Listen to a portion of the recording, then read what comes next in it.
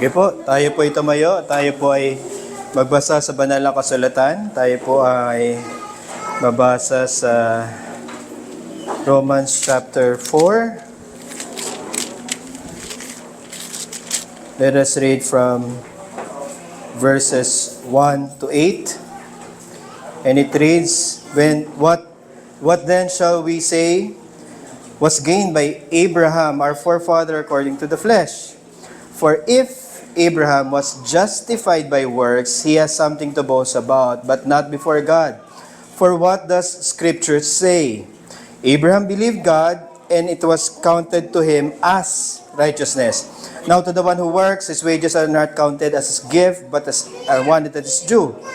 But to the one who does not work, but believes in him who justifies the ungodly, his faith is counted as righteousness. Just as David also speaks of the blessing of the one whom God counts righteousness apart from works. It quotes, Blessed are those whose lawless deeds are forgiven, whose sins are covered. Blessed is the man blessed is the man against whom the Lord will not count his sin. And another from Galatians chapter 3, verses 10 to 14. For all who rely on the works of the law are under a curse.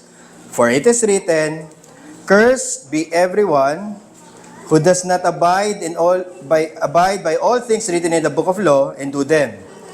Now it is evident that no one is justified before God by the law, for the righteous by faith shall live.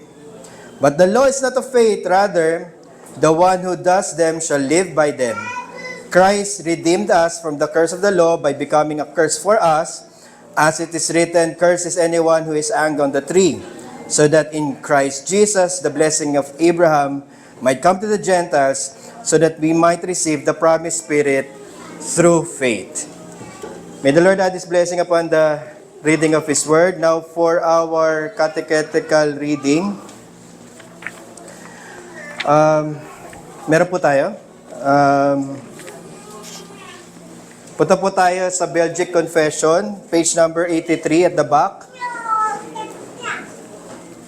Let us read Article 29, XX1X, the marks of the true church and where it differs from the false church.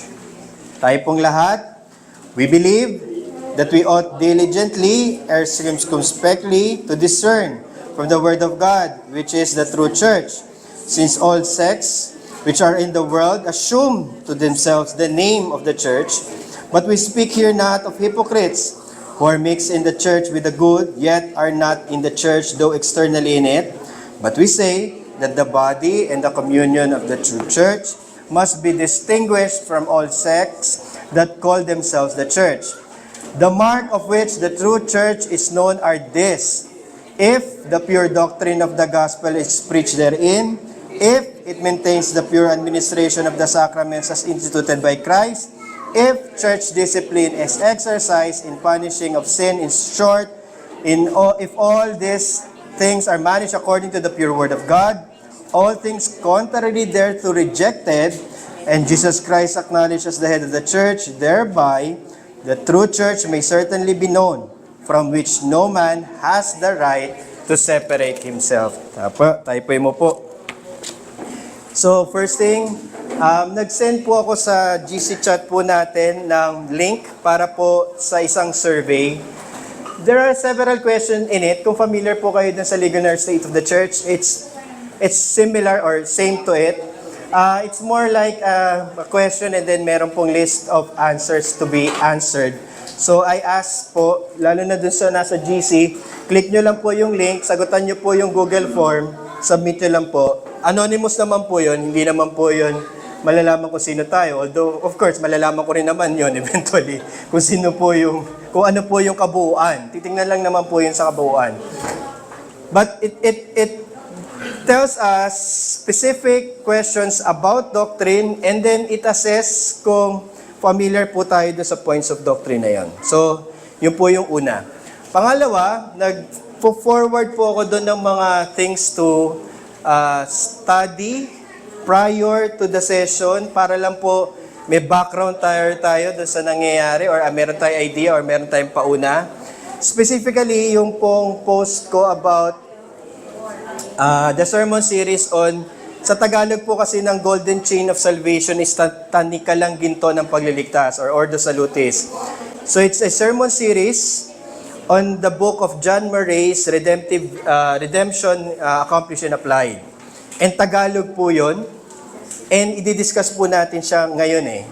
So, while I know naman na hindi nyo siya mababasa ng isang upuan lang, if you have time, you can download it, you can share it, and you can print it out. Actually, naka-booklet form po yun.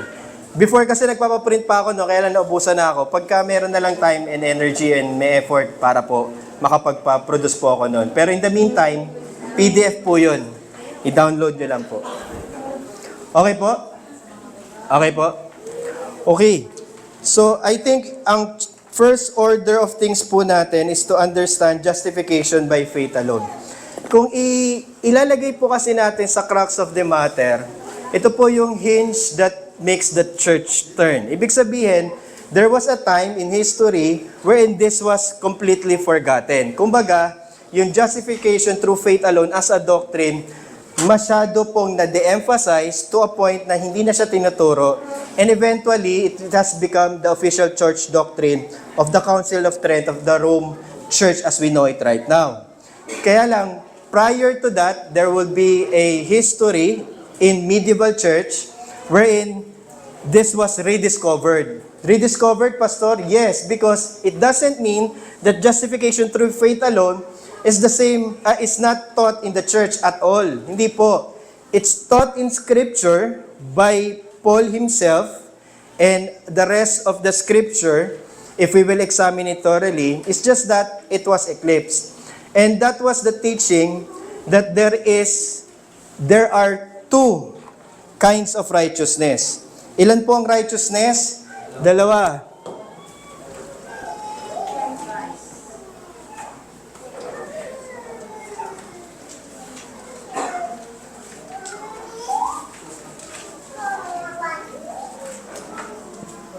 Okay. Righteousness kasi is a very important word. Pag naririnig po natin yung righteousness, ang iniisip lagi natin is banal. Matuwid. Pag sinabi natin matuwid, hindi baluktot. Pag righteousness, laging tama. Right. Kaya lang, minsan, hindi natin naiisip, okay, na medyo mababa yung tingin natin sa righteousness. Sino na yung pinakabanal na tao para sa inyo? Pag sinabi sa inyo, banal, anong pumapasok? So, halimbawa po, sa example po, sa kilala nyo, sino pinakabanal po sa atin? Jesus Christ. Tama naman po yun. Very good. Pero lalabas po, karaniwan. Ang lagi po natin naiisip, pagka righteous po na tao, yung banal na tao, at si pastor po yan. Tama? Yan yung mabait sa eskwelahan namin, yung hindi nagsasalita kasi banal yan. So, ayan yung hindi laging KJ kapag lumalabas, hindi pwedeng simasama sa galaan. So, para sa atin, mababa yung pamantayan natin. Pag sinabing banal, righteous, matuwid, para sa atin, ito yung mga hindi nakakagawa ng kasalanan. But, apparently, kapag scripture po yung pinag-uusapan, pag sinabi po nating righteous, ang dapat po natin maisip is perfect. Okay? So lalabas, pag sinabi nating perfect, ang iniisip natin lagi, dapat walang kasalanan, tama? Walang bahid dungis. Dapat, okay, na-discuss natin to eh. Yung 4 na P. Personal. Perfect. Perpetual. Big sabihin, tao mismo dapat, yung perfect na yon, siya mismo, so ikaw dapat. Pangalawa, dapat walang bahid, lagi. Big sabihin, sa lahat ng pagkakataon, okay? Laging tama yung ginagawa. And perpetual. Wala ni isang segundo na hindi niya nagawa. Okay? Ngayon, there was a time in the medieval church na thank you po. Na iniisip 'yon na pwede tayong pumunta ng langit na hindi natin necessarily kailangan perfect. Bakit? Kasi sa turo po ng Romano Katoliko, kung hindi ka man perpekto, anong pwede mangyari? Pupunta ka sa purgatorio, kailangan kang ipurga. Tama? No, meaning purgahin. Meaning pwede kang i-cleanse. Kaya para makarating ka ng langit. So, nandun ka sa in-between, pwede kang dumating ng langit. So, ano-ano po yung mga issues na, ano-ano yung pwedeng gawin para makalating ng langit from purgatory? May Roman Catholic, good works. Prayer of the saints or prayer from the church. Yung mass card po, nakapirma na po ba kayo sa mass card? Nakapagbayad na po ba kayo ng mass card? Yung mass card po ang idea, pupunta po kayo sa isang libingan or sa puntod, sa burol, pipirma sa mass card para yung mass na yon i-credit sa kanya.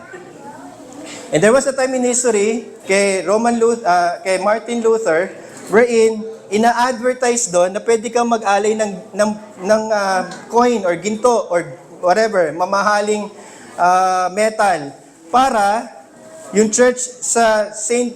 Peter ay magawa. So lalabas na grace fund sila, pero lalabas yung kaluluwa ng kamag-anak mo, kakilala mo, pwedeng mapunta from purgatorio to langit. And in that sense, na bumaba po yung pamantayan, okay, kung saan, pag sinabi nating righteous, kailangan po walang bahid dungis. Perfect. Okay? Pero ang sabi ng church that time, pwede na kahit hindi perfecto, basta sincero. Pwede na kahit hindi siya perfecto, basta gagawan mo ng paraan kahit papano. Merong sariling pagsisikap. Okay. So lalabas po, tumagal po yun sa medieval church ng ganon. Okay? Pero not without any basis. Pag tinanong ko po kayo, paano po ba kayo pupunta sa langit? Isa lang po ang pamantayan. Dapat po wala kang kasalanan. And dapat, so dalawa po yun. Kasi magkaiba po yung wala kang kasalanan, meaning to the negative sense, pero dapat righteous ka, matuwid ka. Kasi minsan iniisip lang natin yung righteous ay walang kasalanan, pero actually pag sinabi nating righteous, perfect, holy, okay? Ibig sabihin talaga, gumagawa ka ng mabuti positively, and one way or the other, you earned heaven for it. So dapat merong some sense na meron kang ginawa, meron kang hindi ginawa, which is kasalanan, and may positive sense na dapat meron kang mabuting ginagawa para makapasok ka sa langit. Okay. So, pag tinanong, paano ba nakakapasok ng langit? Isa lang. Wala namang ibang paraan. Ang pagpasok sa langit ay sa pamamagitan ng perpektong pagsunod. And yung perpektong pagsunod na yon ay parang requirement sa lahat. So tanong po, kung tayo po ay tatanungin, kasi two kinds of righteousness, that was the first kind of righteousness. Makakapasok ka ba ng langit sa pamamagitan nun? Ang sabi ng mga Romano Katoliko, pwede. Kasi hindi naman titignan ng Diyos kung God grades on a curve. Pwedeng, you made your, I did my best, but I guess my best wasn't good enough. So, pwede. Pero, tatanggapin naman ng Diyos yan. Hindi. So, ang discovery or rediscovery of the doctrine is this. Hindi po. Wala pong nakaabot doon sa pamantayang yon. Kung sasabihin ng Romano Katoliko na pwede, ang sabi natin, hindi pwede. Lahat will have to suffer the consequence na hindi nila maaabot yung pamantayan. Pero pastor, akala ko ang pamantayan is perfection or perfect obedience. So paano makakapunta ng langit? Yun po yung sinasabi natin na second kind of righteousness. Kasi the second kind of righteousness dictates, okay, na yung righteousness na ito, yung pangalawa, kasi yung first kind is perfect righteousness. Personal, perfect, perpetual. Yung ikalawang righteousness ay hihingi din ng perfection, pero hindi sa iyo manggagaling yon. Ang tawag ni Martin Luther doon ay alien righteousness or a righteousness of another. Okay? Ano ibig sabihin? Merong gagawa nung perfect righteousness para sa'yo. He will live and earn heaven for you. But at the same time, He will abstain sin perfectly. Wala siyang kasalanan. And He will lead that perfect life. And that alone will earn heaven for you. And that was, and tama po si Kuya po, sino po yung gumawa nun? Ang ating Panginoong Jesucristo lang. Ang lalabas po, He is both human and God or divine. And in the same person, He was able to accomplish that kind of righteousness. The second one. And that second one, okay, would satisfy the first righteousness, but meron pong kumbaga bonus ang ating Panginoong Diyos. Ibig sabihin, the triune God has decided since the beginning and only revealed sa pagdating ng ating Panginoong Jesucristo na kung sino man ang maniniwala at tatanggapin yung righteousness ni Kristo para sa righteousness nila, mananampalataya at magtitiwala lamang sila doon, maliligtas sila. So, ang difference nung isa is inherent. So, there are two kinds of righteousness. Okay? So, lalabas, inherent righteousness. Pag sinabi pong inherent, simply mean, sa'yo galing. Inherent sa'yo. Okay? Pag sinabi mong inherent righteousness, sa'yo yun. So, big sabihin, Pastor, meron pala akong kakayanan for righteousness. Inherent pala. Meron, pero ang tanong, sasapat ba doon sa perfection? Pag sinagot mo, oo, mag-Romano Katoliko ka na lang. Pagka sagot mo, hindi, pwede ka pang Ebangheliko, saka Reformado. Okay? Pero yun yung difference. Kasi ang sagot natin, hindi. Kapag umasa tayo sa inherent righteousness, walang maliligtas. So pag sinabing inherent, Pastor, masipag naman ako sa paglilingkod. Pastor, nagsisimba naman ako linggo-linggo. Pastor, wala naman akong inaargabyado, gumagawa naman ako mabuti. Mabuti naman ako magulang, mabuti naman akong kapatid, mabuti naman akong anak. O sige, okay, patong-patong na po yun. Ang problema nun, yun ba ay sasapat para makarating ka ng langit? Inherent mo yun eh. Kung ang sagot mo is oo, ang balik ko sa'yo, yun ay Katoliko. Malinaw po? Romano po yun. Yun ang marka ng Romano.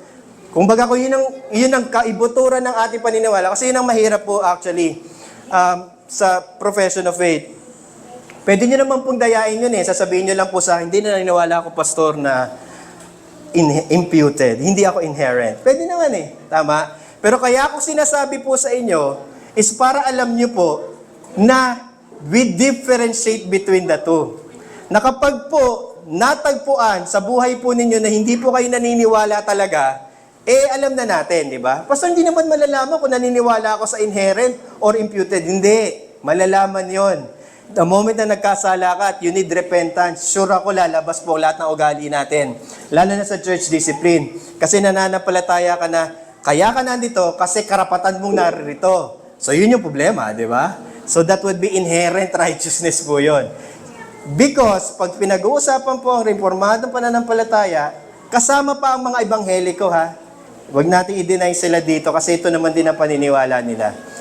Imputed ang righteousness.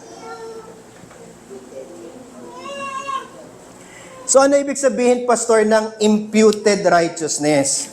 Well, sa wordings ng Scripture, mas malinaw actually. Hindi na nga kailangan ng masyadong annotation. Pero it can be plainly understood in Romans. So punta lang po tayo sa Romans para ma-go through ko kayo. Okay. Punta tayo sa Romans 1:16. Meron po kayong Bible.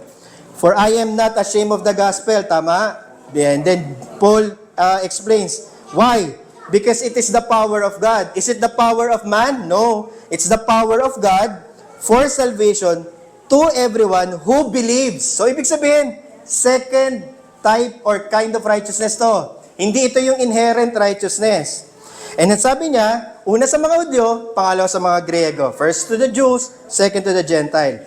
And ang sabi niya, 8:17, for in it, meaning, in this gospel that has the power to save, the righteousness of God is revealed. Okay, so pinag-uusapan na yung righteousness. Diakusune. Big sabihin, ito yung pagiging matuwid na hindi nanggagaling sa inherent na katuwiran ko. Kasi ang sabi, righteousness of God, not the righteousness of man. Malinaw po?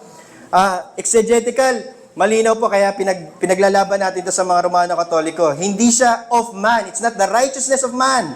It is the righteousness of God, meaning galing sa Diyos. Is revealed. And what kind of righteousness is this? Malinaw sinabi ni Paul, ano po basa natin? It is revealed from faith, galing sa faith, to faith, magtatapos sa faith. So that's how we read it. Kasi ang sabi ng mga Romano Katoliko, the righteousness that is required from us is a righteousness of faith and good works. Meaning, manampalataya ka sa una, pero kailangan dagdagan mo ng paggawa. Hindi. Ang sinasabi natin, that would be the righteousness of man. Because that would be the first righteousness. That would be the inherent righteousness. No. So we made distinction theologically. This righteousness has nothing to do with your good works.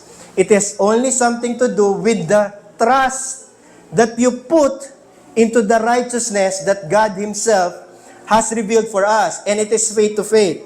Okay. Punta tayo sa chapter 4.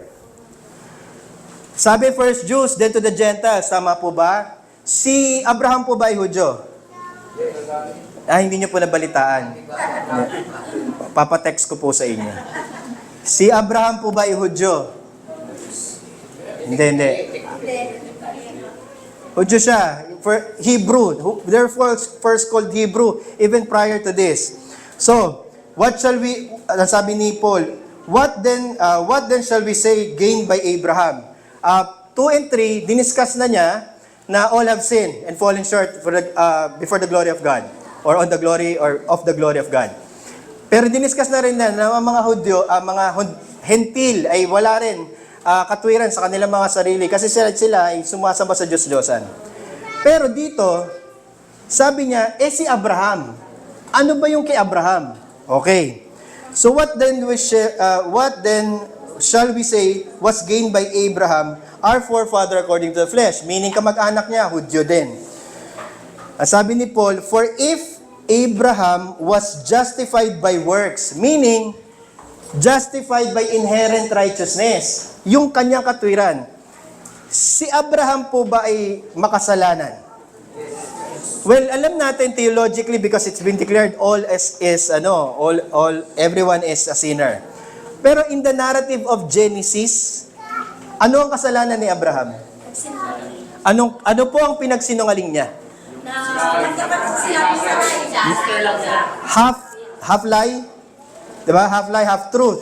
Kasi totoo naman kapatid niya, or sister niya, pero hindi naman half lang. Yun lang ba kasalanan niya? Hindi din. Marami siya naging kasalanan. Hinayaan niya yung mga anak niya na patayin. Yung mga nag-rape kay...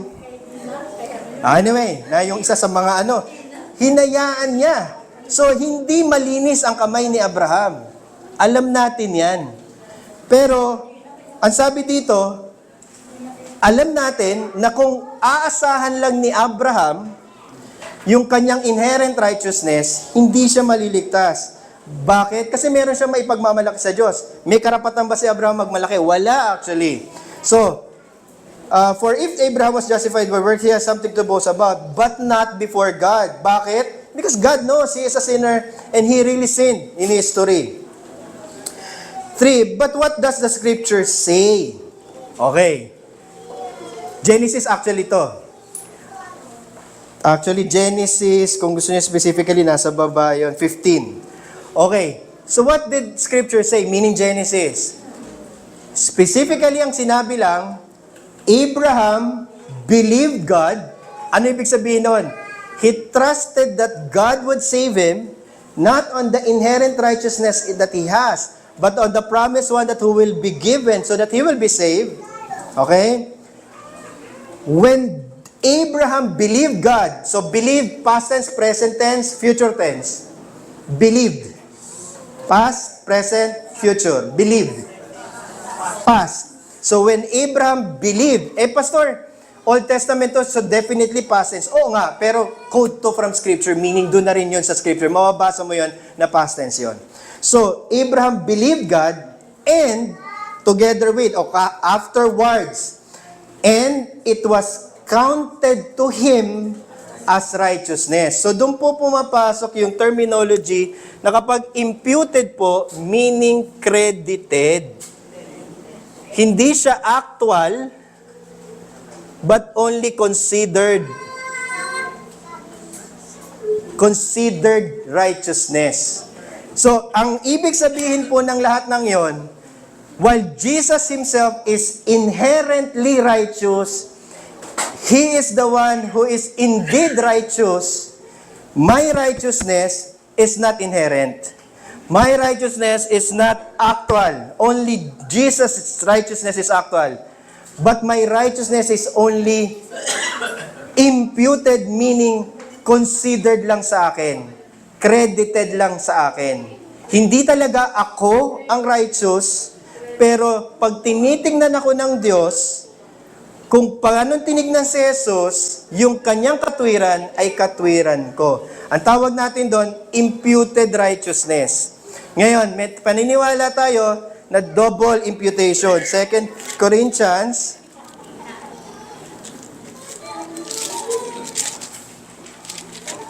5.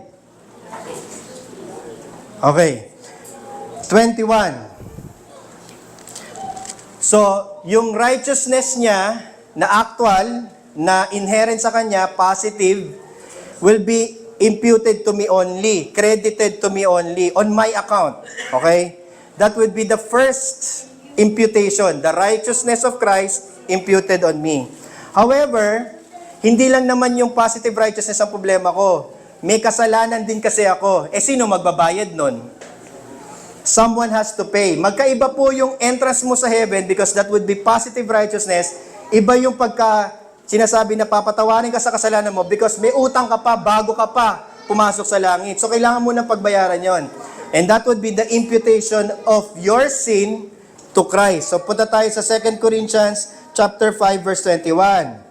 For our sake, so Paul included Jews and Gentiles, He made Him, meaning God, the Father, made Him, Jesus Christ. Every time na pinag-uusapan, merong He sa subject and Him sa object, yung He will always be the Father and yung object will always be Christ. So He, meaning God, made Him, meaning Christ, to be sin. Tanong po, nagkasala ba talaga si Jesus? Did Jesus sin in His life here on earth?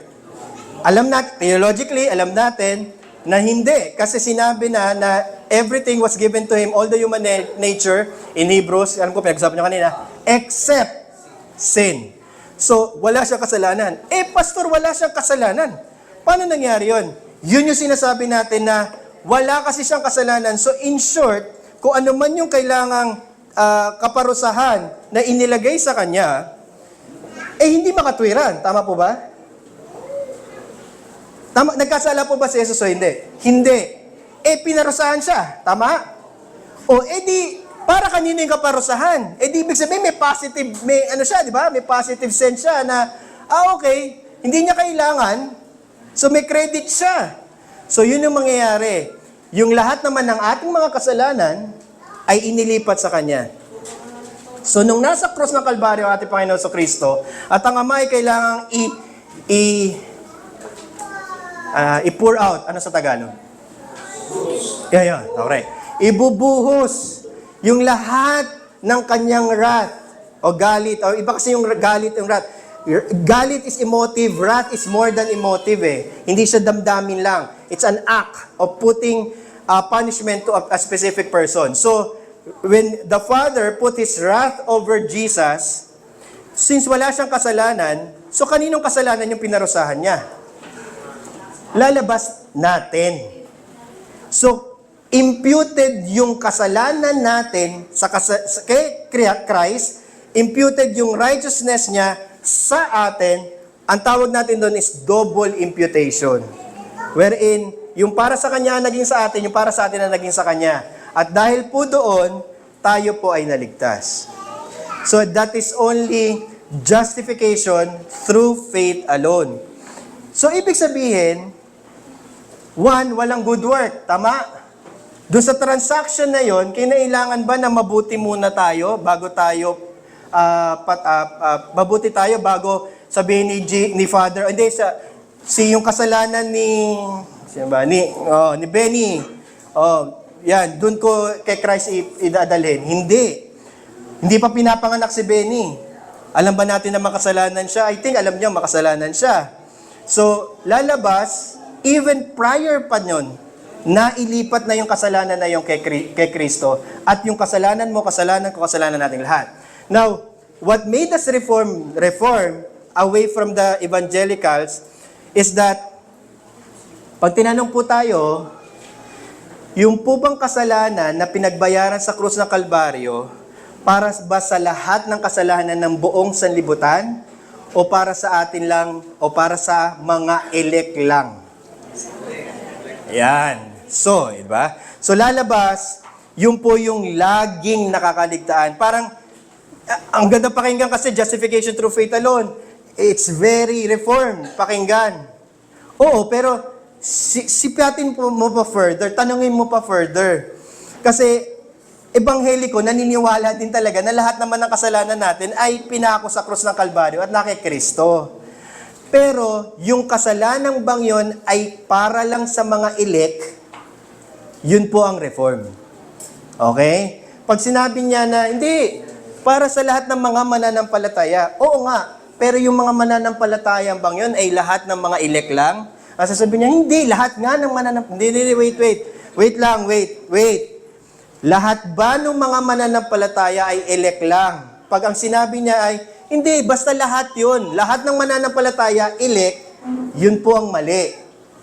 Pabaliktad, yung lahat ng elect, mananampalataya, at sila yung pinagbayaran ng kasalanan ng sanlibutan, ng ating Panginoong Jesucristo sa krus ng Kalbaryo.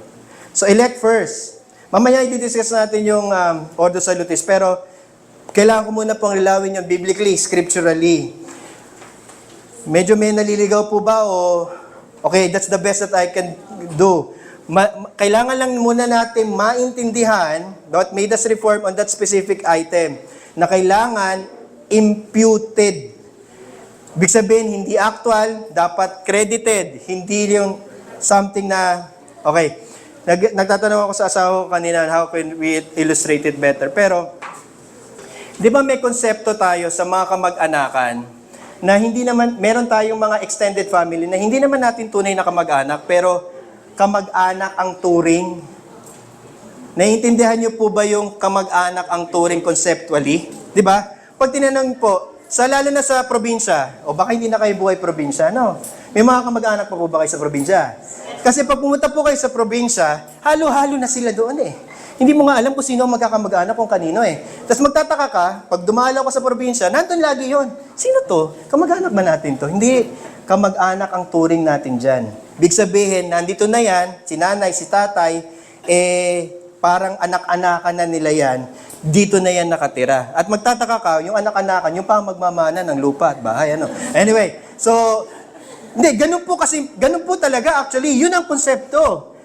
Ampun ka lang. Hindi ikaw talaga ang may katwiran, pero dahil namatay para sa iyo yung panganay na anak, kamag-anak turing ka. As if para kang tunay na anak, mamanahin ka. At ang mamanahin mo ay buhay na walang hanggan. So yung concept na imputation ay napakahalaga. Kasi yun na magbibigay sa atin ng understanding na kapag ako po ay nanampalataya, ako ba ay agad maliligtas, ay nasa langit na ang aking pangalan at ako ay diretsyong langit pag namatay ngayon? Ang sagot ay, oo. Pastor, ibig sabihin, right after? Yes. Why? Because if we go to, kasi plain reading dictates, ulitin natin, Romans chapter 4, verse 3. It's a quote from Genesis 15. What does Scripture say, says Paul? Abraham believed God, and it was counted to him as righteousness. The believing is not actually the righteousness. Tama? It was only counted to him as righteousness. And if we go through the entire narrative history, what was the actual righteousness was the righteousness of Christ at the cross. But then it illuminates our mind na, okay, yeah. Lalabas, Abraham believed. Pastor, hindi naman inabot ni Abraham si Kristo. It does not matter. He believed God, the triune one. Okay? So, pastor, na ba talaga, nanampalataya ako kay Jesus o nanampalataya ako sa Diyos? Well, nanampalataya ka sa triune God who sent His Son by the Father and applied it by the Spirit because Trinitarian po yung belief natin. It cannot be just, I believe Jesus. Pastor, yun yung naririnig ko lagi. Oo nga, I'm just saying it is inadequate to explain. Because kung pagbabasihan mo ito, hindi lang masasabi na hindi sinabi Abraham believed Jesus. Tama po ba? Pero where in the New Testament, Paul was writing, he said, Abraham believed God, quoting Genesis 15. So it must make sense in the whole Scripture. And the only way it would make sense is for us to understand it, he believed the triune God. He believed the triune God will save. And it was given when Abraham died. Okay? And when Jesus lived, and even though na hindi pa actually nangyayari yon, ligtas na si Abraham. So, kailan ka naligtas? Ang tanong. Yung ba nung gumawa ka ng mabuti? Hindi po. Yun po ang pinagdebatihan eh. When were you saved? When? Kailan? Kailan ka naligtas? Hindi ka naligtas nung ikay nag-progress sa sanctification. Those were effects. Naligtas ka nung ikay nanampalataya. Malinaw po ba yun? Okay. However, it goes without saying na kapag po pinag-uusapan po yung kabuuan ng kaligtasan natin, meron po tayong tinatawag na pagkakasunod-sunod, yung order of salvation. Ibig sabihin, God has ordained that our salvation will not just be a one-act thing, but a whole of life. Ibig sabihin, we have to understand it as a whole. So kaya po tinawag na order of salvation kasi pinagkasunod-sunod siya, hindi para sa sunod-sunod sa timing o panahon, pero pagkakasunod-sunod kung paano ito inordain ng Diyos sa kanyang isipan. So paano ba mag-isip ang Diyos? It's without time, kapatid. Tama po ba? Ang ating Panginoong Diyos po ba ay may oras o walang oras? Pag sinabi mong walang oras, eternal. And that is one of His attributes. Tama po ba? So in the mind of God, there's no question of time. But it's an order or a question of order. Ano ba ang nauna sa nauna? Okay. Unahin muna natin yung una. Bago tayo pumunta sa justification, what are the things that must happen first before we were justified? Ano ang unang-unang dapat mangyari? Is regeneration first or conversion? Doon muna tayo.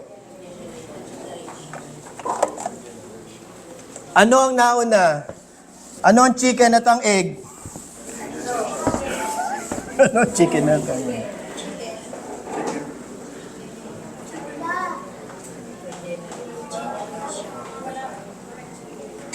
Pastor, ano muna ang regeneration? The regeneration is the act of God, the grace of God, wherein we were born by the Spirit. Ibig sabihin, ito yung kapararel na kung paano tayo pinanganak sa mundo sa laman, ipapanganak tayo sa Espiritu. So, saan natin nababasa yan? Well, John 3. Punta nga tayo sa John 3. Magbubukas po tayo ng Bible. So, pakiusap. So, John 3. Okay. So, sino ang kausap niya sa John 3? Nicodemo. Anong tanong ni Nicodemo? Paano maligtas? Tama po ba? So, teacher, we know that Rabbi, we know that you're a teacher. It's ironic because Nicodemus is the teacher. Anyway, Rabbi, we know that you are a teacher teacher come from God or from God. For no one can do these things unless God is with him, or no one can do these things unless he is with God. Okay. And then verse 3, Jesus answered, "Truly, truly I say to you, unless one is born again, he cannot see the kingdom of God." Okay. So, minsan inisip natin dyan, medyo hindi straight out. No, actually, it's straight out. It's just that hindi lang natin maintindihan straight out because of the context and the wordings. Okay, ulitin lang natin. Unless. Kapag po ba may unless doon sa first phrase, ano dapat ang mauna? Yung unless o yung after ng unless? So, unless, I say to you, unless blank, you cannot blank. Number 2. So, ano dapat ang mauna? Yung unless o yung sumunod? Kasi unless nga eh. So, there's a condition. The condition must be met first. If this condition is not met, the second will not. Diba? So, lalabas, the first must be met first for the second to happen. So, tanong, pag sinabi nating born again, so ibig sabihin ipapanganak na muli. So does it mean ba regeneration? Malinaw naman po ba? So the way we define regeneration is for the spirit to be born sa'yo. So ibig sabihin that's basically regeneration. I say, unless you are regenerate, pwede na. I can put it there. So unless you are regenerate, okay, comma, pag sinabi ba natin cannot see the kingdom, anong ibig sabihin? Pag nakita mo ang kingdom, is the kingdom something that you can see? Well, kung it's a human kingdom, you can. Pero alam natin hindi human kingdom yung pinag-uusapan kasi the entire context is the kingdom of God, meaning the kingdom from God, a kingdom that it's God originating from God. Okay, so it's a divine kingdom. Pero ang sabi, invisible. Pero ang sabi, see. Okay. So yung seeing ba is something na mag-occur sa buhay mo o something na hindi nangyayari or something invisible? Nakita mo yung something invisible, nangyari ba yun o hindi? Is it mangyayari dito sa lupa? Na makikita mo ang kaharian? Actually, most of us will not assume na hindi. Actually, ang sagot is yes. You can see the kingdom now. It's just that, without you being regenerate first, you cannot see it. Okay. So can I say na yung seeing the kingdom is equivalent to being converted? Meaning, kapag ka nanampalataya ka, okay, at nagrepent ka sa mga kasalanan mo, that is the only time meron kumbaga demonstration na actual sa buhay mo na ikay nasa kaharian na ng langit.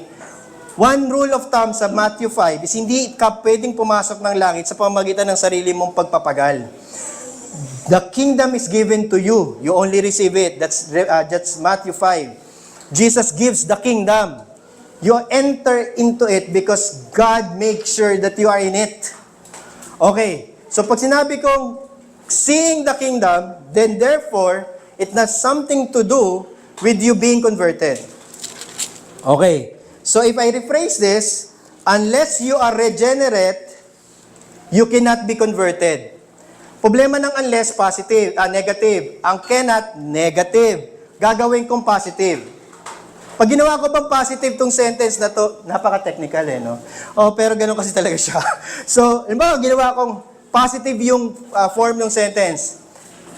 Papalitan ko yung unless, papalitan ko yung cannot, kasi double negation, tama po ba? Minus is. Minus positive. Okay. So, pag tinanggal ko yung negativity ng isa, sasabihin ko, when you are regenerate, hindi unless, tatanggalin ko yung conditionality. When you are regenerate, you will be converted. Kasi nawala na yung cannot see, meaning you can see. That would be the statement of John 3:3. That would be the doctrinal statement, meaning, regeneration precedes conversion. Malinaw po ba? And, again, like I said, hindi po kayo naniniwala dahil lang sinabi ni pastor. Hindi po kayo naniniwala dahil hindi nagre-reform kami eh. Kasi reform na daw kami, kaya namin paniniwalaan to. Hindi din, kapatid. Kung yun lang, wag na.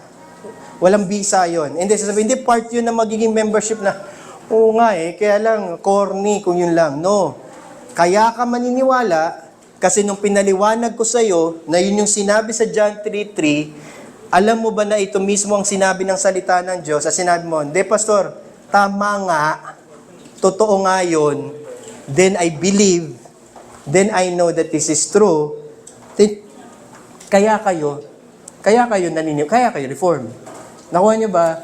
Wala pong magic yung reform. Wala pong examen na makakapagsabi sa inyo reform po kayo. Kahit nga po ako Ang makakapagsabi sa inyong reform kayo is kung naniniwala kayo sa sinasabi ng salita ng Diyos sa mga bagay patungkol sa reformadong pananampalataya.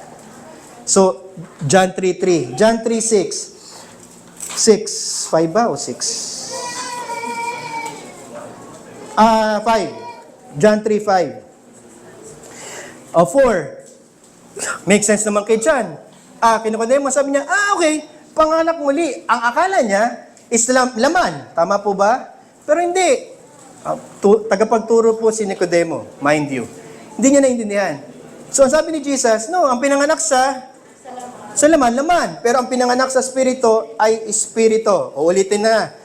5. Truly, I say to you, unless ulit, negative. One is born of water and spirit. Hindi lang pinanganak sa tubig.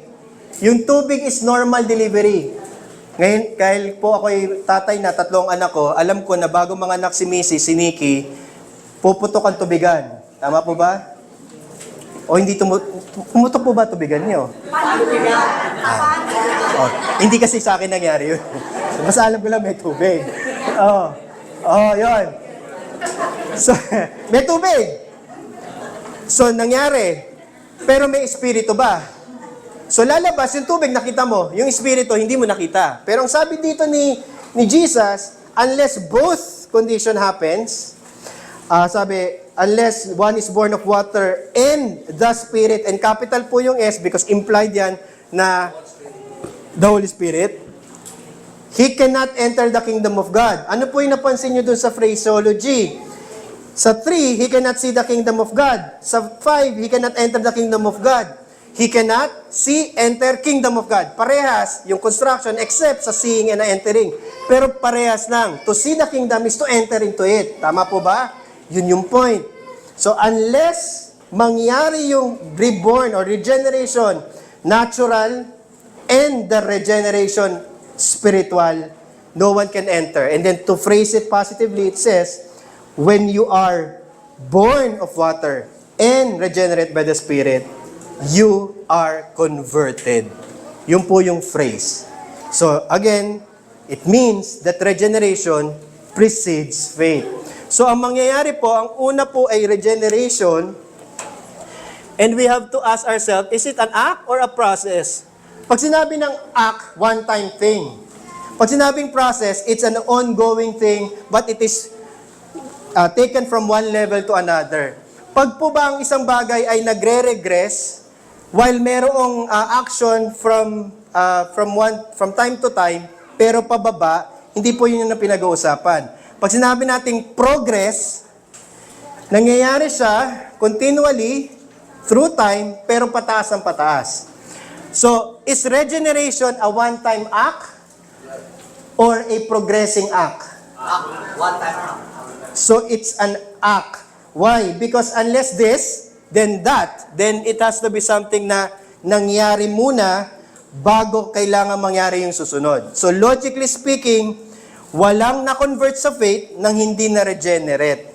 So lalabas po, sa evangelical world, lahat regenerate. Gets po ba? As a consequence, kapag lahat po kayo iniimbitahang tanggapin si Kristo bilang Panginoon tagapagligtas, at sinasabi na lahat kayo mananampalataya, sa exhortation sa inyo, dapat masanctify kayo ng Spirit, as if everyone assumes that everyone is elect and saved. That's the evangelical preaching. The Reformed preaching is this: you must know if you are converted, and the only way you know you're converted if you're truly regenerate. And magkaiba po yun. Kung hindi nyo pa po nadidiscern yung pagkakaiba, unti-unti, pero magkaiba po yung sinabi ko. I'm not saying that all of you are converted. I'm not saying that all of you are regenerate. I have no say in it. But I can know that those who are converted are truly regenerate. Tama po ba yung statement? If there is a converted Christian, tama, can he be converted without regeneration? Why? Because unless you are regenerate, you cannot see the kingdom or enter the kingdom. And that is true. So, pastor, sa profession of faith, inaalam ba yung regeneration? Kapatid, ako nga hindi ko alam kung sino regenerate eh. Kayo pa kaya? So, hindi yun ang sinusukat. So, ano lang ang masusukat? Yung conversion. Kaya lang ang problema, pati sa conversion, pwedeng profession lang, pwedeng, mamaya di-discuss natin sa church yun, pero pwedeng profession, pero no possession. Pero yun ang basis for membership. Pero yung conversion is something else, okay? Again, hindi po namin masusukat kung kunay kayong mananampalataya. Kasi wala rin naman po makakapagsabi nun. Halimbawa, sasabihin mo sa akin, hindi, pastor, tunay nga ako nananampalataya. Okay. Resibo. Parang resibo nga. Kumbaga, sa evangelical word, sapat na yun sasabihin mo sa akin eh. Parang sasabihin, hindi, tinanggap ko ang Panginoon bilang Panginoon tagapagligtas. Okay. Good for you. Ganun po ang bati ko doon. Pero if you want to be part of the Reformed Church, I need you to be credible in that profession, both in doctrine and in life. Mabigat po ba? Malaki po ba ang ano yun? Opo. Kasi para sa hindi natin na ano yun eh, parang, hindi pa sapat? Na sinabi ko na tinanggap ko si Christ. No. For your conversion, oo. Pero for membership, hindi. Kasi, pastor, pwede ba ako maligtas na hindi ako member ng Reformed Church? Abay, oo naman. Ba't ano ba to? Langit po ba ito? Hindi to langit. Pero, bakit to kailangan patunayan by a credible profession? Because you are converted. If you are converted, you cannot be converted without knowing anything. You must be able to profess. Pastor, hindi ko alam. Then when is the time? Pastor, baka pag namatay na ako, nandun na ako sa deathbed ko. Pwede. Pero there's no more time during the time. Diba? Mamatay ka na eh. Pwede mo tanong. Kasi mo. Okay. Pwede natin sabihin yun na mas posible kung nasa Reformed Church ka. Meaning, mas naalagaan ka, di ba? O mas posible, meaning, mas malaki yung chances. Tama ba? Ibig mo sabihin? Kumbaga, anything is possible, but not everything is probable. But I would say, there is a high probability na since this church makes sure that you profess rightly, you are going to be converted soundly. I would say yes. Okay. So, conversion naman. Is it an act or a process? Do you convert as an act? Did you trust Christ and then it evolved? Did you repent once and then it evolved? Or it's a process or an act? What do you think? It cannot progress. Okay, eto. Ang difficulty dito is because some of us think that repentance is an ongoing process. Oo, pero hindi ito yung pinag-uusapan natin na repentance. Faith is also something that you have to hold on to along the way. Meaning, hindi naman pwedeng nag-faithing ka lang once and then wala nang faithing the other. Faith to faith nga. Oo, pero we're not talking about that. We're talking about the instant that you were saved. The instant that you were converted. It must be an act. Okay. It must something that you did. So, yung sinasabi niyo po sa akin na tinanggap po si Kristo bilang Panginoon at tagapagligtas, is actually something that you yourself can attest to. Tama po ba? So, halimbawa, sinabi ko, sino dito ang tumanggap sa Panginoon bilang Panginoon tagapagligtas? Most probably, lahat kayo, tataas ang kamay. Okay? So, that's conversion in faith. So, anong nauna? Regeneration or conversion? Regeneration. And then conversion. And then, kailan ka na-justify? Okay. So your justification is when you believe. So lalabas, yes, afterwards siya, you are justified through faith, and kung bibiyakin mo yon, nauna doon ang faith bago ka nag-justify. So ibig sabihin, kung wala yung faith, walang justification na mangyari. Pastor, akala ko ba ang Diyos ang nagligtas sa akin, hindi naman sa pamamagitan ng aking mabuting paggawa? Yung pananampalataya ko mabuting paggawa. Hindi po. Hindi mabuting paggawa yung pananampalataya mo. Ang pananampalataya is actually the opposite of good work. Faith is actually relying on someone else's work. That is faith. Work is something that inherent sa iyo, na ginawa mo. So, hindi pwedeng yun ang basis ng salvation mo. Ang basis ng salvation mo ay nanampalataya ka sa gawa ng iba. At kaninong gawa? Kay Kristo. Nung nanampalataya ka sa paggawang yon, ginastify ka sa harapan ng Panginoon. Pastor, akala ko na-justify na ako nung nasa cross ako. Oo, ito yung justification mo in history, pero because of that, happened in history. Pero nung in-apply yon, it has to happen in your life. Justification. Dapat mangyari nung panahon na ikaw'y nabubuhay. Kailangan may conversion na, kailangan talaga may panahon na na-convert ka. Pastor, hindi ko alam kung kailan ako na-convert. Spiritual birthday. Spiritual, kaya kasi parang spiritual, hindi rin mapapatunayan, di ba? Pero hindi. Then, ang tanong ko na lang is, kailan naging malinaw sa'yo yung mga bagay na pinanampalatayanan mo? Sasabihin mo, matanda-tanda na ako, pastor niyan. Then that was your conversion. Matanda na ako niyan. Okay. Ibig sabihin, nagkulang yung church, turuan ka, so that would be the fault of the elders there. Pero nung tumanda ka, by providence, natuto ka, you've been regenerate, and assuming that you are, then definitely mako-convert ka, and that's your conversion. Okay. Pero yung justification mo, since it is through faith, then it must happen first. Conversion is faith and repentance, then afterwards your justification. Now, justification po ba is one time, an act, or a process? Yon, yung pang isa. Doon po tayo pupunta. Yung justification mo ba is something na pwedeng ibigay ng Diyos at pwede niyang bawiin? So same with conversion and regeneration. Is it something na binigay niya, ginrant niya sa elect, and then somehow, parang hindi nagpe-perform tong kapatid na to dinala ko sa Cavite.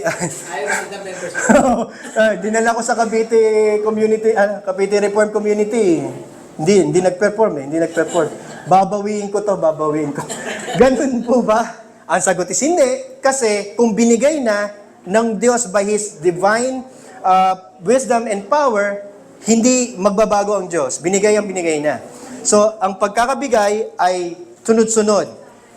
Sunod-sunod, pero it happens in history. So, mariregenerate ka prior, mako-convert ka to faith and repentance, and that conversion is you believe the imputed righteousness of Christ, and then the imputation of your sin to Christ. And then the moment that you believe, that moment, a single act or event, that moment that you believe, you're saved. Ang katwiran natin dito ay yung thief in the cross. The thief in the cross did not do any good work. Pastor, okay pala yun, sa dulo na lang. Pero magpapako ka muna sa krus. Pwede, payag ako. Pero, sabihin natin, yung pala, pwede yun. Ang sinasabi lang doon, historically speaking, that moment that He said that kasamahin mo ako sa paraiso, ang sabi ni Kristo, ngayon din. Hindi bukas na bukas, hindi sa susunod na araw, ngayon din kakasamahin kita sa paraiso. Bakit nasabi ni Jesus yun? Dahil alam niya na the moment that He died, that soul that he was with, He will take him to heaven. Sino nga po ba yung pangalan niya? Si Judas po ba yun? Si Barabas o si Estas? Okay. So, justification is one-time act. Okay. So, we have to continue. Meron pa pong isa. If this is an act and a process, meron pa pong sumusunod. Is it passive or active? Ano ibig sabihin? In reference to us, is it something that we do actively or something that we do not do actively but only receive passively? Passive voice, active voice. Nag-grammar po sa English. Pag sinabing passive, sa'yo gagawin yung act. Pag sinabing active, ikaw yung actor ng verb. So, ganun din yung sense. Pag passive, ikaw ang ginawan. Pag active, ikaw ang gumawa. So, is it something na passive sa atin ang regeneration? Ginawa sa atin o tayo gumawa? Passive. Pero ang conversion, is it passive or active? Active. Ginawa lang ng Diyos sa atin at hindi wala tayong ginawa? Imposible. Pastor, akala ko walang good work. Hindi good work. Sabi ko ginawa. That's the unfortunate translation of work. Ginawa at saka yung gagawin. Para sa atin, yung work is basically lahat gagawin. Act. Ang ibig sabihin, act. May act ba? Meron tayong act. Okay, so may gagawin. Pag nanampalataya ka, it's an act eh. So meron tayong active participation to it. Hindi, I cannot do that, I cannot do the faithing to my wife and to my son. Tama? They must themselves do the faithing for them. Faithing meaning, alam niyo naman. Believing ang ibig sabihin. Okay. Okay. But, so yun yung conversion, passive, okay. Pero ang justification, tayo gumawa? Or passive, ni-receive natin? Passive. Ni-receive natin. Very good. Papasa. Okay, next. Sanctification. Pastor, bakit ganoon? Wait lang. Sanctification. Oh. So, ibig sabihin, good work. No, sanctification is not about good work. Sanctification, essentially, means to be holy. Kabanalan. Pastor, akala ko ba, hindi banal, walang papasok sa langit na banal? Oo nga, pero hindi natin pinag-uusapan dito yung inherent mo na righteousness. This is a righteousness imputed to you that progress in you by the Spirit's work. Medyo Olympic yung distinction. Oo, kasi hindi natin sinasabi na yung sanctification is katwiran natin na pwede mag-earn ng heaven, but rather it is a work in us wherein we are active towards holiness, pero it is something na nangyayari ngayon, pero hindi yun yung basis ng ating salvation. Pastor, pwede ba akong makarating ng langit nang hindi na sinasanctify? Imposible yun. The moment na mamatay ka, sanctified ka na. Ulitin ko po. So, nanampalataya ka, tama? So, nabuhay pa ba yung thief in the cross after some time? O, nabuhay pa siya. Wala siyang mabuting gawang ginawa. Paano siya nag-progress in holiness? Hindi siya makakarating doon nang hindi isa-sanctify yon hanggang makarating ng langit. Okay? So, kaya yung purgatorio, yun yung konsepto eh. Pinupurga. Pero hindi na pwede yun. Ang purgatorio nangyayari dito. So, isa-sanctify ka bago pumunta ng langit. No one can see God without holiness. So, wala makakarating sa langit na hindi iper-perfect by sanctification. So, masasanctify ka. So, in one way or the other, it's not that sanctification save you. Your justification is the one that justifies you, meaning it saves you, pero sanctification happens afterwards. And this sanctification, is it something that is an act? Something na ginawa mo lang one time? Or is it something na gagawin mo along the way? Okay, so dito pumapasok po yung, alam nyo po, the entire goal of membership class is not so that matanggap lang po kayo sa honor roll. Para lang masabi po na kayo ay, pumasa. Okay, no. Membership classes, just like any teaching area or any teaching opportunity, is so that everyone will be matured by the teaching for the purpose of sanctification. Lahat po tayo nandito eh. Meaning, kung kausap ko kayo ngayon, and ina-assume meron lang ako kunyari, na merong maliligtas dito kasi may converted, kasi hindi naman po pwedeng nakikinig kayo sa akin na walang converted dito. It's the work of the Spirit. At kung meron mang converted, then may merong regenerate, may elect. At the end of the day, the goal is so that we grow into maturity. We grow in holiness. We grow. That's it. Walang iba. Because naniniwala po tayo na ang pagpapahayag ng salita ng Diyos ay hindi na uuwi sa wala. Kaya po naniniwala tayo na hindi to tapon. Wala pong tapon dito. Kahit po sabihin natin na wala naman nagpamembro. Okay. That's the worst case that can happen. Okay. Pero tandaan po natin, sanctification is progress. Kung tunay kayong mananampalataya, pupunta kayo ng church, magpapa-under kayo sa teaching ng gospel, sure ako, makukonvict kayo to live holy lives, sure ako, and you'll become members of the church. And I don't care kung saan kayo naging member. Okay? Basta I just know that by the conviction of the Spirit, you know that you should be, then I trust God that you are converted. Only true believers will insist to become members of His visible church. Pastor, pwede namang maging member ng church yung hindi mananampalataya. Totoo. Totoo. That's the same thing that Jesus said that there will be may mga wheat and tares, may mga kambing at may mga tupa. Tama?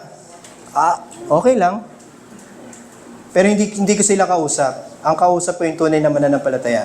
At kung tunay ka mananampalataya, hindi ka man dito magpamembro, lumipad ka man sa Timbuktu at may church doon, sure ako na magpapamember ka doon. Okay? So kasi sanctification is a process. But is it a passive process or an active process? May na-sanctify ba nang walang ginagawa? Sana lang. Ako, how I wish. Pero hindi. Active siya eh. So, kapag nagtuturo po ng course, kapag po nagtuturo ng Sunday School, kapag nagtuturo ng Lord's Day, kapag nagtuturo ng membership class, lahat po yun ay pushing forward for us to be active. Pastor, kailangan pala maging active, di mag-sports fest tayo. Tama po ba? Parang di tayo nagkaintindihan na nung active yung pinag-uusapan natin. Kasi ang active na iniisip ko ay yung active sa pag-aaral ng katotohanan ng salita ng Diyos. It has nothing to do with the physicality. Well, yes, it would benefit us by health and everything, but that's not what we're talking about. Next, finally, glorification.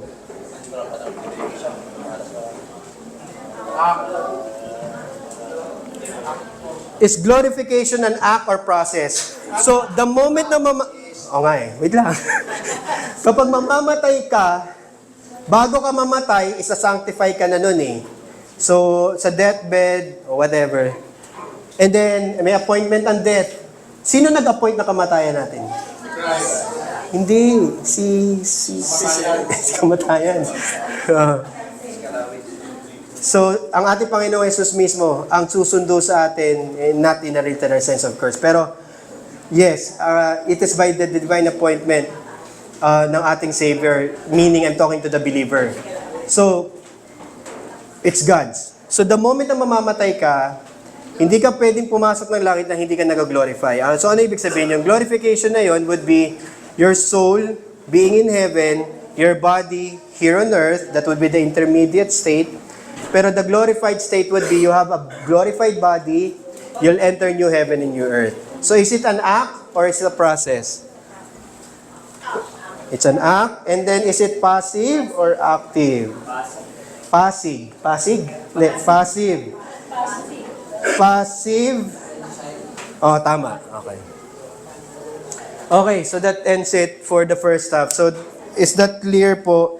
May mga questions po dito that I can answer na. Okay, number 2. So how can God, who is just and holy, justify the wicked? He can only justify the wicked when the punishment for your sin as the wicked one has been fully paid by the righteous one, which is Christ. That's the only way. I hope that it has been clear, and I know naman na it will not return void, pero that's the clearest way that I can explain it. So when we are justified, it's not our holiness and inherent righteousness that has been considered. Okay? If God is just and holy, He can only accept perfect righteousness. Therefore, a wicked one can only be justified, meaning considered as righteous, if that is the righteousness of Christ. 3. God grants and imputes to me perfect satisfaction, righteousness, and holiness. What is imputation and why it's important? I've already answered that. Imputation means kinonsider lang sa'yo, credited to your account. Hindi actual, but only considered, transferred on your account. Malinaw po? And what is the sole instrument by which we receive the righteousness of Christ? Not good work. The only instrument, pag sinabing instrument, meaning ano yung tool na ginamit. The tool itself is not what saves you. We cannot say that faith saved us as if parang faith is a saving act. No. Faith is only an empty hand receiving the righteousness of Christ. So that is the only way. Meaning the way we approach this would be, the righteousness of Christ is satisfactorily going to pay for our sins, and it paid for our sins. Ang tanong lang, do you trust it? If you say yes, then you're saved. Ganun lang kasimple, yes. Walang pasubali, walang pasubali. Nagsisinungaling ka ba, Pastor? Test me. Test me. Okay. That is why the doctrine of justification alone is the most comforting doctrine of all. The recovery of the doctrine is what actually turned the entire church to its heel. Kaya po nahati. Kasi nung nalaman to, at ito'y naituro sa makaramihan sa mga taga-Europa, hindi na binitawan. Namatay yung marami doon. Case in point, si Guido de Brès, yung sumulat po ng Belgic Confession, he died for this. Next in point, yung mga French Huguenot, yung nanampalataya at sumunod kay Calvin sa teaching ng French churches, nung sila ay sinlaughter ng mga Roman Catholics by the order of the church. So, it's political but at the same time religious, and yet they all died for it. The Dutch, they always did not submit to the Pope and to the Roman Emperor. Pero the Puritans left England, went to the colonies in the Americas. Why? For religious freedom. Historically, America has always been the beacon of hope and light because America is a Protestant country. The only one. Yung Europe nga hati yung colonies hindi. Yung colonies yung buong yun. Except one, sabi nga. Pero anyway, still, it's religious in nature. Okay, that ends it po, justification, because jump po tayo sa isang topic. Okay po. Pwede po magkape. Yes. Sige po. So, banyo po, 5 minutes. Ayun nyo magbanyo. Upo muna po ako. Magtatanong pero pagtatiin nyo muna si Kristo. Okay. Mga dalawang ikaw. Ang dalawang ikaw.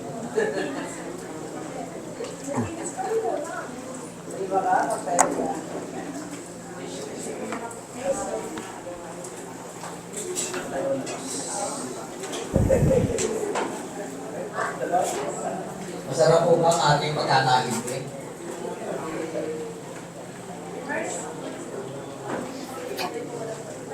Ayaw.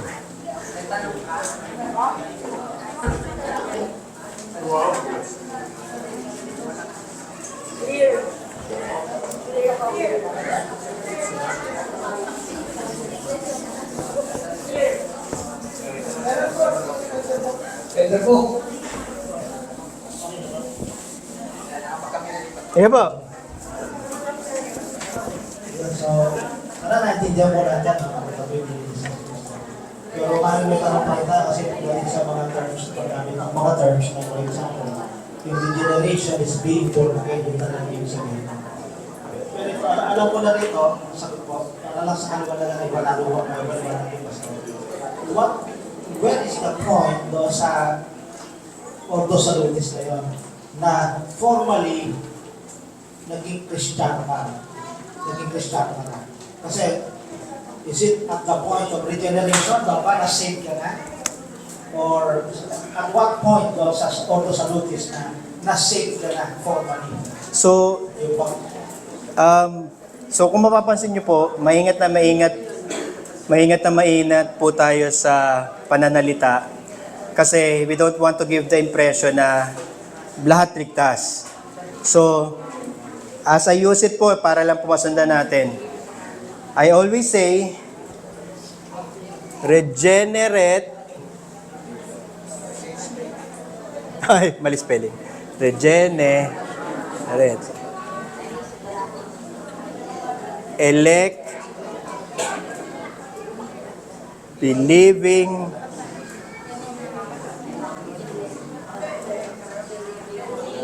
Christian. So, let me explain. I always say, regenerate, elect, believing Christian. Doon muna tayo sa pinaka-basic. Pag sinabing Christian, it's the most generic term that we can say. So, halimbawa, pag tinanong ako ni Pastor Book, sabihin niya, so at some point, lahat po ba tayo Kristiyano? I will surrender that. I don't think may Muslim dito. May Muslim po ba dito? May Budista. Okay. So, in short, yun yung pinakamaluwag na term. Tama? Kasi yung Christian, I will still consider, while apostate, I will consider the Roman Catholics as Christians in that generic sense, in that, kumbaga, religious affiliated sense. Pag sinabing Christian, kasama pa kayo dun sa category na yon. So, lahat tayo dito Christian. Okay. So, okay lang. Ibig sabihin, maluwag, di ba? Gracious ka dun sa term. Pero hindi po ako pwede magstay lang doon dahil lahat naman po mananampalataya na. And kung, lahat po ay Christian na. Pero lahat ba ay believing Christian? Yun yung line muna po sa akin, Pastor Bok. Yun yung para sa kalinawan ng, kumbaga, evangelical world. Hindi natin ini-aim dito yung maging label lang na Kristiyano kayo. Kasi one way or the other, pinanganak na kayo dyan. Wala namang hindi. So, hindi yun yung aim. Ang aim is maiangat tayo dun sa believing level. And believing means, dalawa, converted and professing believer. So dito po ako, hanggang dito po ako, hanggang dito. Dito yung pamantayan.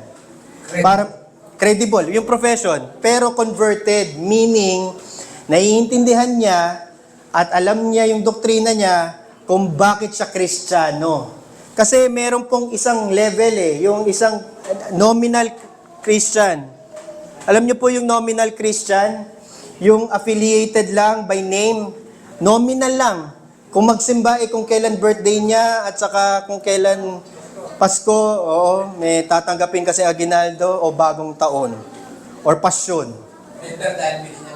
Yun, bininyagan. Nominal yun. Hindi.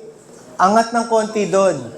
Evangelicalism, and hindi reformed lang hindi reformed. Sure ako na kahit napunta ka sa G12, wag lang kulto. Pero kung napunta ka sa G12, napunta ka sa UNIDA, napunta ka sa fellowship, ine-expect ko na converted ka. Kasi yun lagi ang aim doon Hindi man soundly converted, that's I would challenge it, pero at least one way or the other, sigurado ako doon, lahat kayo binobombard na kilala niyo ba si Jesus? Kayo ba ay mananampalataya? Sigurado yon. Pero dito pa lang yon sa evangelical. Ang reform, naniniwala na kailangan alam mo na elect ka. Magkaiba dun sa alam mong converted ka. Medyo mahirap, no? Pastor, pwede ba namin malaman kung lahat kami elect? Hindi. Pero pwede ko bang malaman kung ako ay elect? Opo. So hindi natin so ibig sabihin, so for membership, papasa na to yung profession. Pero hindi doon natatapos ang ministry. Ang work of the ministry is maihahabol ko sa inyo hanggang mamatay kayo. Pastor, hanggang mamatay? Hanggang mamatay. Kasi pagpunta ko sa ospital, tatanungin kita. Hindi, sa ospital, tatanungin nga talaga kita. Tatanungin kita. Hindi po trabaho ng pare yun, trabaho po ng pastor yun Pupuntahan kita. O may nakikita ka na ba? Sasabihin mo, di pastor, wala pa. O sige, okay lang. Pero sasabihin mo sa akin, hindi kasi honestly, bumibisita po ako sa may sakit And marami na instance. Kapag nagpunta po ako at alam ko na mamamatay na siya magsasabi sa akin, Pastor, huwag po kayong mag-alala. Pupunta po ako ng langit. At nakita ko na yun. And yun po yung prayer ko sa sarili ko na hindi ako ma-forfeit Dada ako ng dada dito, dami kong pinagtuturo, pero pagdating din pala sa deathbed, nasasabihin ko, hindi ko nga alam kung tama yung pinaniniwalaan ko eh. Palagay ko yata, mali-mali yun eh. Binola ko lang kayong lahat eh. Honestly, because that's not what... Okay, alalahanin mo ako ang term. Okay. So, lalabas, ang pinaka-visible is conversion lang eh. So lalabas, pastor, hindi naman siya nag-convert, hindi siya nagsabi na tinatanggap kita, Panginoon, bilang tanggap. Oo, pero lalabas, conversion happened eh. Ayun lang naman ang punto. Pastor, wala siyang sanctification. Oo nga, pero the moment na naniwala siya, nanampalataya siya kay Jesus, sa salita ni Jesus na dadalhin siya sa paraiso, mula noon hanggang siya ay ilagay. It's a sanctifying period. And definitely nagka-sanctification. Walang pumupunta ng langit na hindi nasa-sanctify. So, it's just that, hindi ko alam kung na-sanctify ako o hindi. No. The process is still there. Masa-sanctify ka, imposibleng hindi. Ibig sabihin kahit isang hininga na sanctify yung... Oh, definitely. Wala namang kinalaman kasi yung, pero sure, ang sanctification po is thoughts, mind, and... Yung pong mga na-elect. Apo. Yun po nakasulat po kayo. Kanilang pangalan sa aklat ng buhay. Opo. Aralin po natin sa Revelation yan, the book of life are the names that Jesus Himself called you. And that's your conversion. Meaning, walang pupunta ng langit na hindi na-convert, na hindi nakasulat ang pangalan nila sa book of life. Of course, hindi po literal na libro po yun. Tama po ba? Hindi po yun sa munisipyo na nagpasulat ka po kung may ayuda po si Mayora o wala. Hindi po ganun yun. Technically, book of life means you've been converted. So, shortcut, ang lahat na nampalataya kay Kristo, tumalikod sa lahat ng kanilang mga kasalanan, nung sila mismo ay panahon na yun na nampalataya, sila ay nakasulat or meaning sila ay heaven-bound na. Pas, is it safe to say na sanctification reveals your justification? It reveals meaning it one way or the other betray you or diba? It betrays your justification or one way or the other it affirms. Yes, I would say. Given that. Kasi no one can question your justification because it's a one-time thing. It is something that happens external to you. Pero yung sanctification mo kasi is a demonstration of whether or not you're converted. So if you're converted or not, then it puts to question whether or not you've been justified in the first place. So that is why you have to make sure na yung sanctification is a serious business of believers. We cannot build a church na ang lahat ng mga tao naniniwala na ligtas sila, but at the end of the day, hindi naman pala, primarily because naduga sila o nadaya sila into thinking na hindi nila kailangan maging banal. That would be a tragedy. Dos. Prior to your conversion, meaning, so bago ka ipanganak, okay, mako-convert ka, alam ng Diyos kung kailan yon. So that would be sometime in your life. So that sometime in your life, midway to it, or prior to it, i-regenerate ka. Kasabay siya ng dalawa, yung calling na tinatawag, yung external call and yung internal call. Napansin niyo po ba, bago po kayo tuluyang manampalataya, lumaki kayo sa church or nagbabasa kayo ng Bible, unti-unting nagliliwanag siya. Parang step by step, may sinabi, ako personally, kunyari, what would I gain, what would I win if I gain the whole world but loses my own soul? Alam ko yung verse na yun since high school, but it only made sense to me nung nagtatrabaho na ako. And I finally understood what it meant. That I have to, either pipili ka, si Kristo, buhay na walang hanggan, o yung mundo at lahat ng pleasures nito. And when I finally understood, and then I said, no, si Kristo at ang eternal life and bahala na at talikuran na ang lahat, that was the time that I was converted. So, kailan ako na-regenerate? I think bago pa ako ma-convert, God has been issuing calls to me. Meaning, tinatawag ako ng preacher, tinatawag ako mismo ng salita ng Diyos, tinatawag ako ng kaibigan ko, ng kamag-anak ko, tinatawag ako. But unless the time that I'm internally called, meaning napalambot ng Diyos ang puso ko, finally naintindihan ko na siya, nagsukam na ako, then that was the regeneration. And then you get converted. Ganun siya. Pastor, hindi pa nangyayari sa akin yun.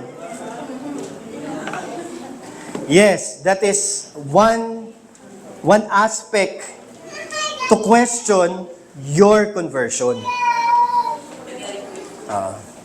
Okay? Pastor, isa pang tanong. Oo. Ano po itatanong nyo sa interview? Ano po?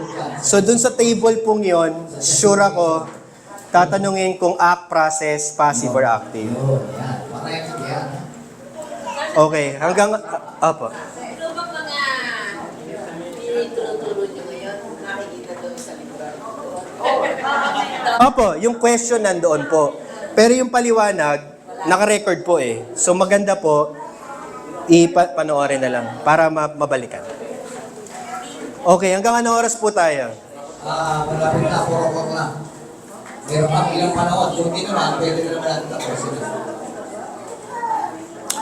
So, malino na po na regeneration precedes faith. Hindi faith precedes regeneration. Kasi, So, sino lang po ang naniniwala na regeneration preceding faith? Reformed Church lang po.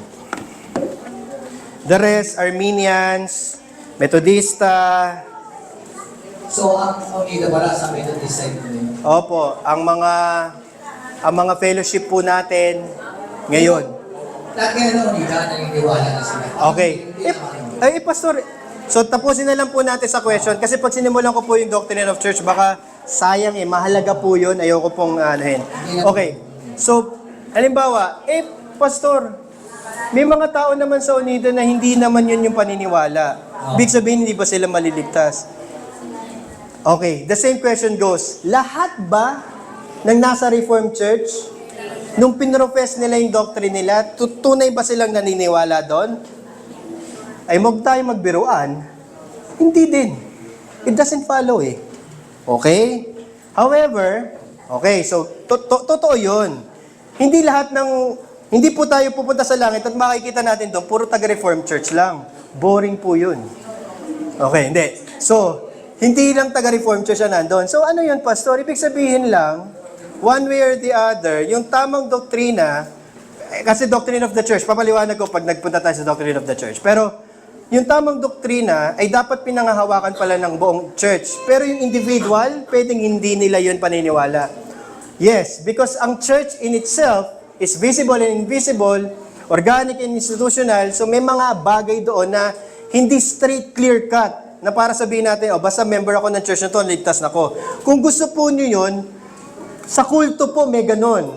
Lahat kasi ng membro nila doon ligtas tama po ba? Pero hindi po sa evangelical and even reformed churches. Ang salvation natin is believing Christian, regenerate elect, conversion po ang basihan. Conversion and profession po. Okay? So, hindi dahil nasa Unida lang hindi naman maliliit. Ang tanong ko ay tungkol sa related sa sanctification. Okay. Yung sa reform na tinatawag na antithesis. Kasi di ba, ang tanong ay, is it a normal to a Christian? Sometimes kasi nagko-compromise sa maraming bagay. Okay. So, yun lang Pastor yung tungkol doon sa Okay. antithesis na reform. Okay. Lalalim tayo sa sanctification sa class 6, kung di ako nagkakamali. Pero just so that we understand, sanctification does not mean sinless perfection. Okay, kasi, of course, in-intro ko yung sanctification and everything, pero pag tinutukan natin yung sanctification, hindi ini-expect sa atin, because we're not saved by it naman, basically, na lahat ng kasalanan natin ay maiibsan. Hindi po mangyayari yon, and it's something na kailangan po absolutely masimulan na po sa utak natin. If you're still aiming for sinless perfection, you'll be leading a frustrated life. Hindi po mangyayari yun, kapatid. If that is what you think and how you live, stop. It cannot be achieved. However, it means that while we are living wala sa lahat ng pinagsasabi mo dyan, babalik na lang ako sa dati. So, ang sabi ni Jesus, ang aso ba, kapag sumuka, lalabanan ka at kakainin yung sinukahan niya. Oo, di ba? So, ang baboy ba, pupunta sa pusali, di ba? Babalik siya. Ang tawag po doon is apostasy. So, kaya ko po tinataas po kayong lahat sa inyong pagkakaunawa at tinatry po natin yon because by God's appointment, hindi na po kayo pwedeng bumaba. Pag bumaba po kayo, that's apostasy. Okay? So, hindi na pwedeng mamimiss yung present worship. Pwede. Pero, ibig ko lang sabihin is, hindi ka nababalik dun sa dati. So, yung prodigal son na bumalik, kailan siya na-convert? Yung prodigal son. Nung umalis ba siya, nung kanya bang kinuha yung kanyang kayamanan at nagpunta sa foreign land, converted ba siya noon? Hindi. Nung nakita niya, nalaman niya, at sabi niya, mas mabuti pa sa tahanan ng aking ama, babalik na lang ako. Pagbalik ba niya, sabi niya, hindi, pagka nakakuha ulit ako ng maraming pera, pupunta ulit ako sa foreign country. Parang ko naman, ang gulo nung kausap mo, no? Hindi. Okay, so kaya natin itinataas. Meron pa po ba? Kunti na lang, panahon natin. Ayun. Ito po ang girlfriend ni Boaz. Ni? Si Ruth. Lang po ako, sir. After ng pag-aaral na to, halimbawa po, hindi nakapasa sa interview. Tapos, yung may written po na exam ay hindi rin nakapasa, ano po ang gagawin nyo dun sa mga pero ayaw po pasor bumaba o ayaw bumaba. Yun talaga ang inaalala nyo no?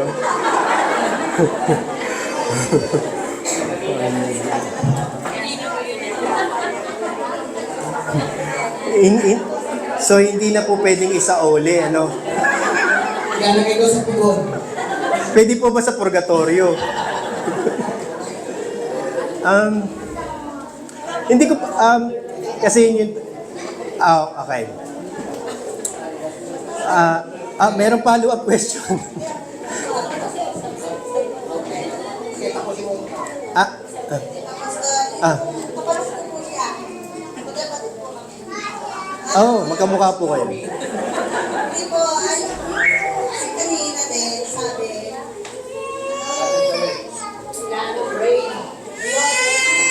meron pong madaling makaunawa, meron hindi. Meron mahina, sabihin ako namin mahina.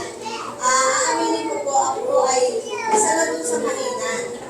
Nakakaunawa po ako, pero yung explanation na medyo malalim, parang hindi ko na po maarap at hindi rin po ako makakapag-explain ng gano'n kalalim.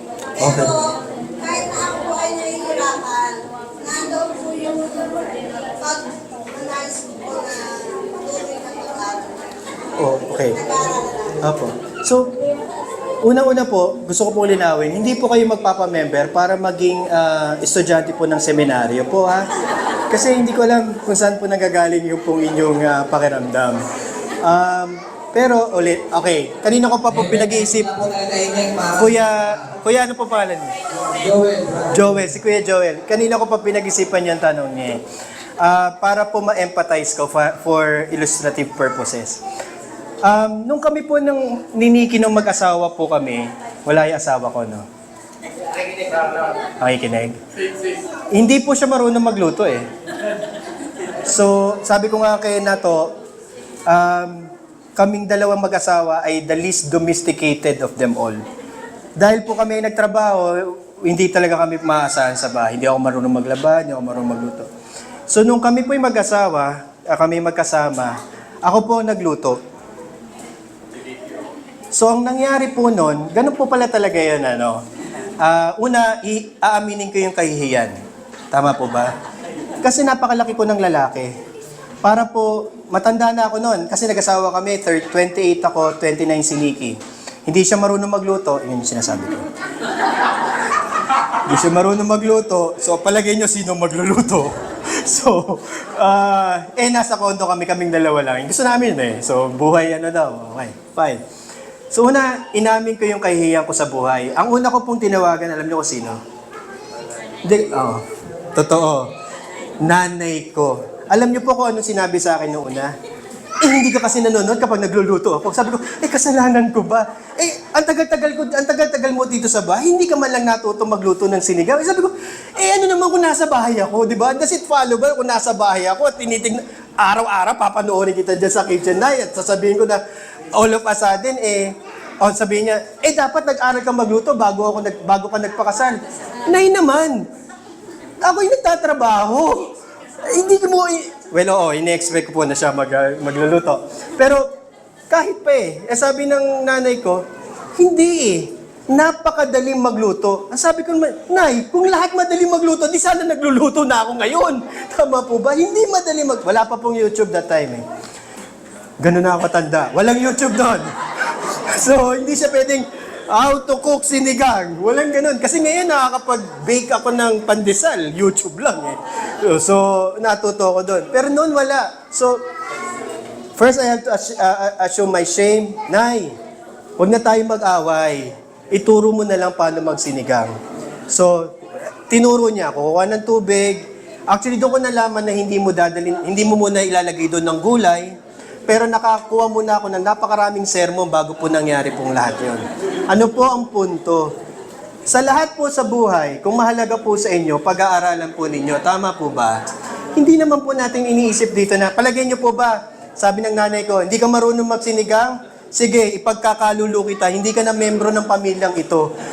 Sabihin ko, Nay naman, sinigang lang. So nakita na ugali ng nanay ko, sinigang lang, pinorsake na ako bilang anak niya. Hindi, di ba? Ang sabi ng nanay ko, hindi, sige.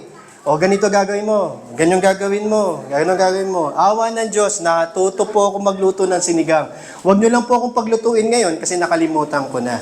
But at the end of the day, I was able to do it. With much humiliation and submission and humility, hindi naman po ako pinagkalulo ng nanay ko. Hindi po kayo ipagkakalulo ng church na to dahil hindi nyo lang naintindihan kung anong ibig sabihin ng justification, mga kapatid. Ang corny naman po nun, hindi ko po kayo ginugroom para maging seminary student. Ginugroom po kayo para lang maintindihan nyo muna, 1, buhay at kamatayan po yung pinag-uusapan natin. 2, hindi po ibig sabihin na mahirap, titigil po tayo. 3, ang lahat ng mga bagay, basta naman po pinag-aralan, magagawa. So, kung magiging member man po kayo 2 to 3 and 5 years from now, sige po, laban na kung labanan. Pero hindi po natin ititigil na kayo po ay titigil lang sa kung anong nauunawaan nyo. Kasi ginagawa nyo na po ng matagal yan. Actually, matagal na po kayong mananampalataya pero hindi po tumataas ang ating pangunawa. At dahil po tinotolerate natin. And by God's grace, lahat naman po nag-grow. Hindi sabay-sabay. Tama? Saka wala pong written exam. Huwag po kayo maniwala may written. Interview lang. And most like, Ate Mercy.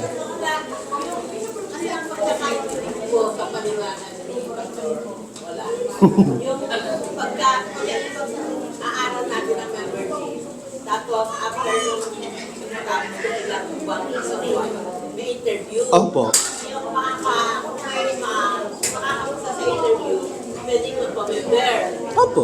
Kaya kung hindi makakapunta, hindi pwedeng mag-member. Opo. At ano lang po, sabi naman ni Pastor Noon, kung hindi ko lang naiintindihan, diretso.